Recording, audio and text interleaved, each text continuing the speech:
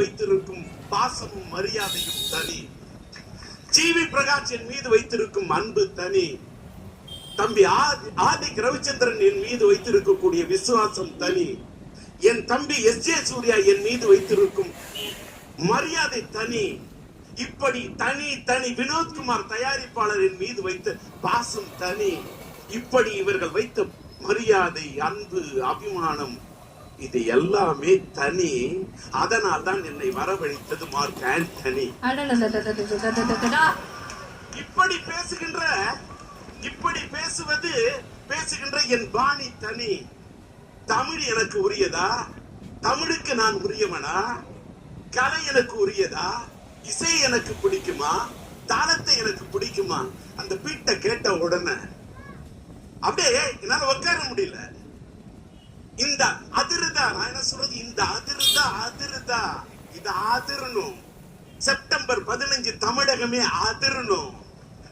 இந்த படம் வருது. இந்த படத்துல மார்க் ஆண்டனில அது பாருங்க, எஸ்.ஜே. சூர்யா போலீஸ்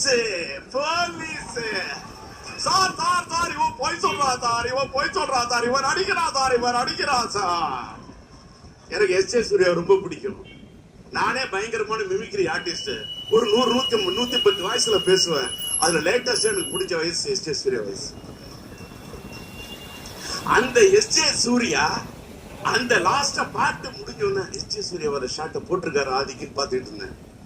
இது ஒரு பெரிய வைரலா இருந்தது. சினிமா வாழுங்க, சினிமா ஓடுங்க. திரையரங்கத்துல மக்கள் மறுபடியும் படையெடுத்து நாங்க படையெடுத்தா மட்டும் போறாது, மக்கள் படையெடுத்து வர வேண்டும். வெறும் சோசியல் மீடியால மட்டும் பார்த்துட்டு உட்காந்துடாதீங்க. ஓடிடில பார்த்துட்டு எங்க சினிமா கை விட்டுறாதீங்க. நீங்க திரையரங்களுக்கு வர வேண்டும். இது எங்களுடைய அன்பு கோரிக்கை என்று கேட்டு எனக்கு இந்த மார்க் ஆண்டனி மூலம் வாய்ப்பளித்த ஆதி ரவிச்சந்திரனுக்கும் ஜிவி பிரகாஷ்க்கும் என் நண்பர் விஷாலுக்கும் வினோத்குமாருக்கும் நன்றி தெரிவித்து ரொம்ப நன்றிமா. ரொம்ப நன்றி சார், ரொம்ப நன்றி. அவரோட உட்காந்து கம்போசிங் முடிச்சாச்சு.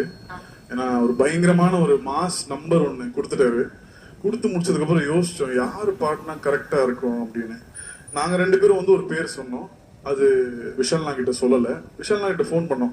நான் டியூன் அனுப்பிச்சு விடுறேன் கேளுங்கன்னு கேட்டாரு. என்னடா பயங்கரமா இருக்கு, இவ்வளோ மாசா இருக்கு, யார் பாட்டான பயங்கரமா இருக்குன்னு சொல்லி கேட்டாரு. நாங்க 2 பேரும் சொல்லல, நாங்க சொல்லல. அவரு சொன்ன வார்த்தையும் நாங்க சொன்ன வார்த்தையும் ஒரே ஆளு, அதுதான் டிஆர். சோ அண்ணாவும் டிஆர் சார் தான் மைண்ட்ல வச்சிருந்தாரு. ஜிவி சாரும் நானும் இப்போ 3 பேருமே அதான் யோசிச்சிருந்தோம். பட் சார் பாடுவாரான்னு தெரியாது. ஏன்னா பாடி கொஞ்ச நாள்